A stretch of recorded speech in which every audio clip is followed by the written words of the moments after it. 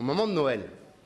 Vous allez chez Darty, vous allez dans un certain nombre de boutiques de parfumerie de marque, où vous constatez que les stagiaires ne sont pas des stagiaires pour appréhender le milieu professionnel, mais ils sont là pour répondre à un surcroît d'activité. Vous avez aussi par centaines des offres d'emploi, des vraies fiches de poste, qui correspondent en vérité à de réels emplois. On a même un certain nombre de nos collègues parlementaires qui procèdent exactement de la même façon. Et donc, il faut arrêter ça. On ne peut pas proposer des stages, par exemple, à des étudiants dont la formation est terminée. Ça n'a pas de sens. Si la formation est terminée, quel est le sens d'un stage? Premier cas. Et deuxièmement, il faut condamner l'idée qu'on utilise des stagiaires, je prends l'exemple de Darty, où, grosso modo, la même personne va faire le même boulot qu'un vendeur, uniquement parce que pendant 3 mois, ça coûte moins cher.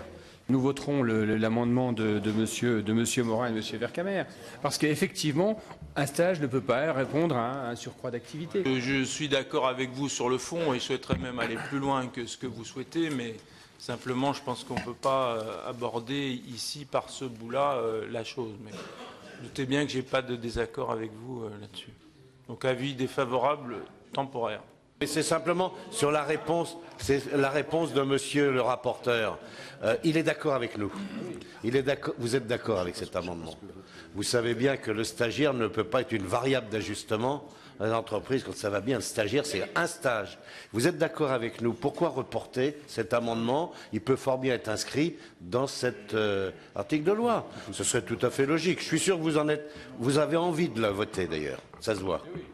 Nous qui sommes les conservateurs pro-patronat, je ne comprends pas que la majorité ait tout d'un coup des vapeurs de vierges effarouchées à voter cet amendement. Enfin, voilà.